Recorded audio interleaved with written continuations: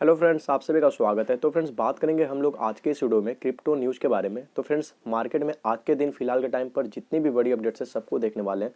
तो चलो फ्रेंड्स, सबसे पहले बात करते हैं मार्केट के सेंटीमेंट की। तो बात करें फियर एंड ग्रीड इंडेक्स की, तो फ्रेंड्स जैसा कि मार्केट कल अचानक से पंप करते हुए देखने को फिर से मिला। तो फ्रेंड्स यहाँ पे आप देख सकते हो कि मार्केट का जो सेंटीमेंट है वो 51 पर यहाँ पे मीटर शो कर रही है। मतलब कि ये जो इस सिचुएशन है ये न्यूट्रल की है, ना तो फियर है ना तो मार्केट में अभी ग्रीड है। तो चलो फ्रेंड्स, अब हम लोग देखते हैं ओवरऑल मार्केट कैप, साथ ही साथ मार्केट में अभी ग्रोथ है या गिरावट। उसके बाद से जो भी न्यूज इंपॉर्टेंट लगेंगे उसे एक एक करके कवर करेंगे। तो फ्रेंड्स, बात करें अगर ओवरऑल मार्केट कैप की, तो फ्रेंड्स यहाँ पे है 1.97 ट्रिलियन देखने को मिल रही है। और वहीं अगर अभी के टाइम पे ग्रोथ की बात करें तो वो फ्रेंड्स है 1.5% के करीब में। तो चलो फ्रेंड्स, अब चलते हैं न्यूज की तरफ। तो फ्रेंड्स, सबसे पहला जो न्यूज है वो है फ्रेंड्स यहाँ पे कि SEC warns against interest bearing crypto accounts, says they are riskier than bank deposits. तो फ्रेंड्स यहाँ पे आपको दो बातें समझ में आएगी। पहले तो इन्होंने बोला कि ये जो है आपका जो इंटरेस्ट बनता है ना, इंटरेस्ट बियरिंग क्रिप्टो अकाउंट्स, तो मतलब यहाँ पे बात की जा रही है लेंडिंग की। जैसा कि आपको पता है कि आप क्रिप्टो जो है, क्रिप्टो कॉइन्स है, अलग अलग एक्सचेंजेस पे कुछ फीचर अवेलेबल कराए गए हैं लेंडिंग की, जहाँ पे आप लिमिटेड क्रिप्टो कॉइन्स है, हर एक को आप लेंड नहीं कर सकते हो। मतलब कुछ को अगर आप बाई कर सकते हो और वहाँ पे उनका इंटरेस्ट चार्ट रहता है और कुछ टाइम पीरियड रहता है, उस टाइम पीरियड के लिए आप उस परसेंट के हिसाब से इंटरेस्ट ले सकते हो और वहाँ पे आप लेंड कर सकते हो अपने क्रिप्टो कॉइन या क्रिप्टो टोकन को। तो फ्रेंड्स, उसी को इन्होंने वार्न करते हुए कहा कि ये जो मतलब इंटरेस्ट बेरिंग क्रिप्टो अकाउंट है, इसके खिलाफ तो पहले इन्होंने वार्न किया है, मतलब चेतावनी दी है।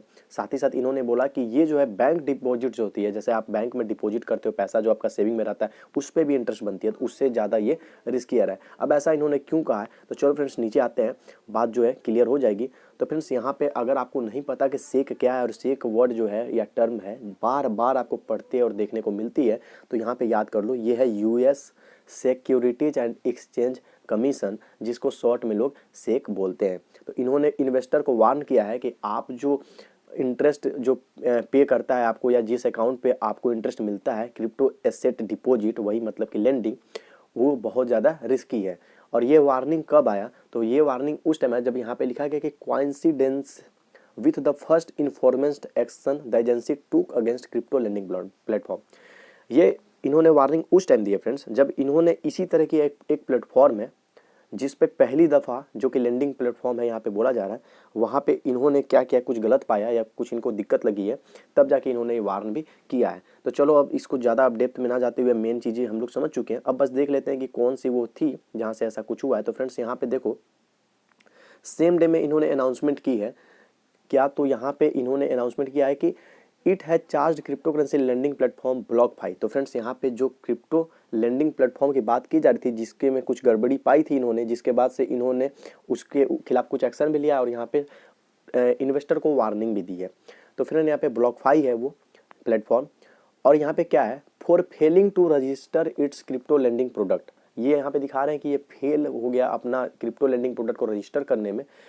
तो रजिस्टर करने में फेल होने का मतलब ये होगा कि कुछ इन्होंने टर्म्स एंड कंडीशन होंगे जिसको इन्होंने बढ़ा चढ़ा के दिखाया होगा और वैसा कुछ फुलफिल नहीं कर पाए होंगे। तो अब यहाँ पे देखा जाए तो यहाँ पे है कि BlockFi has agreed to pay 100 million in penalties to settle the charges. तो फ्रेंड्स, अब जो भी चार्जेस यहाँ पे लगे हैं उसको सेटल करने के लिए 100 मिलियन डॉलर जो है यहाँ पे ब्लॉकफाई ने एग्री किया है, मतलब तैयार हो गया है कि वो जो है अपने ऊपर जो भी पेनाल्टीज और जो चार्ज लग चुके हैं, सॉरी चार्ज लगे हैं, उसको 100 मिलियन पेनाल्टी वो क्या करेगा, भरेगा उस चार्ज को सेटल करने के लिए, उस चार्ज को हटाने के लिए। और यहाँ पे फिर से है कि with the sake and 32 state regulators. और ये किसको देगा चार्जेस, जो भी पेनाल्टी है किसके, तो यहाँ पे सेक दिखा रहा है 32 स्टेट रेगुलेटर्स हैं जिनके साथ ये पेनाल्टी वगैरह का काम होगा और उसके बाद से जो चार्जेस लगे वो सेटल हो जाएंगे। तो फ्रेंड्स, अब यही चीज़ थी जिसके कारण से इन्होंने जो है वार्न किया। तो चलो फ्रेंड्स, अब हम लोग चलते हैं अपने अगले न्यूज़ के लिए, क्योंकि अब बाकी चीज़ें जो होंगी इसी चीज़ों को इन्होंने एक्सप्लेनेशन के साथ यहाँ पे प्रोवाइड की होंगी। तो चलो अब देखते हैं बाकी न्यूज़।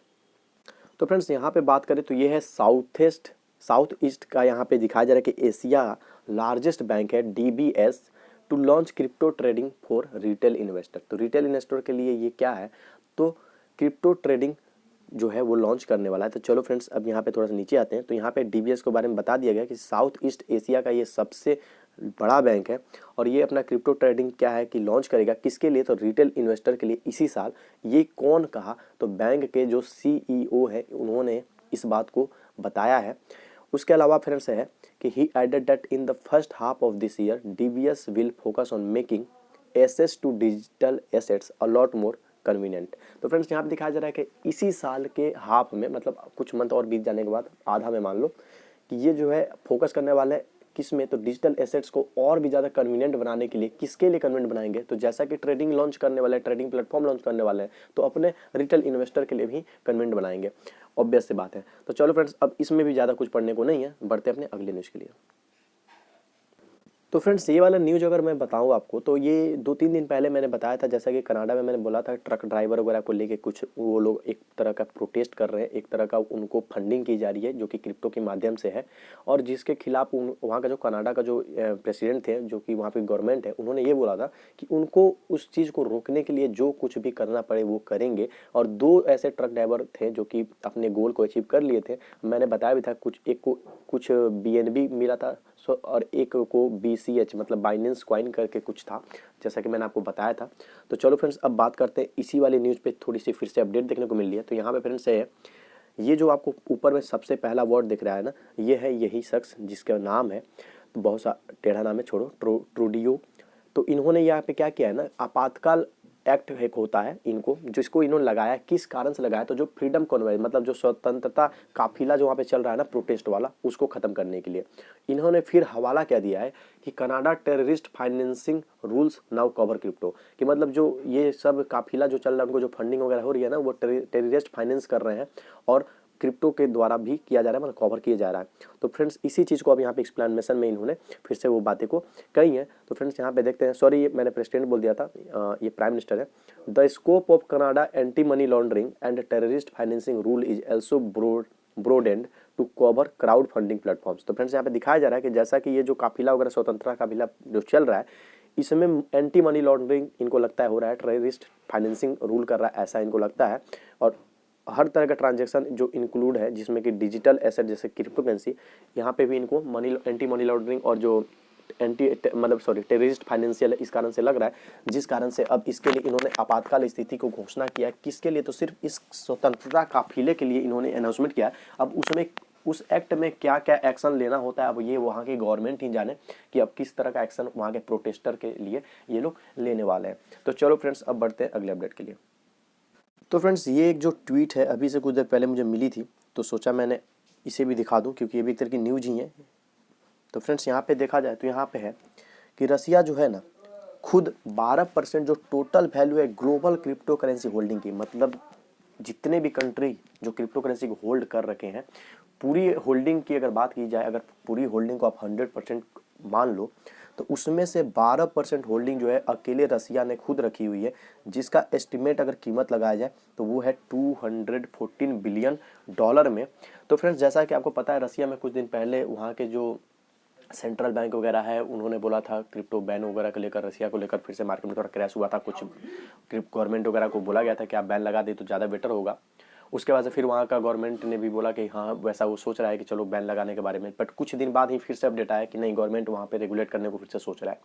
तो फ्रेंड्स आप यहाँ पे देख लो, यहाँ पे ये रिपोर्ट से खुलासा हो रहा है कि 12% जो है इन्होंने खुद होल्डिंग करके रखा हुआ है। तो यही चीज़ होती है फ्रेंड्स, बहुत सारे सीक्रेट या बहुत सारे ऐसे मतलब चीज़ आपको देखने को मिल जाएंगी आने वाले टाइम में, कि खुद वही शख्स कुछ ऐसा बात बोला रहेगा और अपने ही स्टेटमेंट को आने वाले टाइम में काट भी सकता है, या कितने लोगों के पास कितनी ज़बरदस्त होल्डिंग है ये हम लोग को अभी पता भी नहीं है। तो इस तरह की चीज़ें निकलती रहती हैं, कभी कभी सामने आ जाती हैं। तो चलो फ्रेंड्स, लगभग मार्केट में ज़्यादा आज न्यूज़ अपडेट अभी फिलहाल के टाइम पे मुझे देखने को नहीं मिले, शाम तक आ जाएंगे तो मैं फिर से एक वीडियो कवर करूँगा सारे न्यूज़ को उसमें दिखाकर। तो अगर आपको ये वीडियो अच्छी लगी तो प्लीज़ लाइक करो, चैनल पर नए हो तो सपोर्ट करो सब्सक्राइब करके। मिलते हैं अपने नेक्स्ट वीडियो में।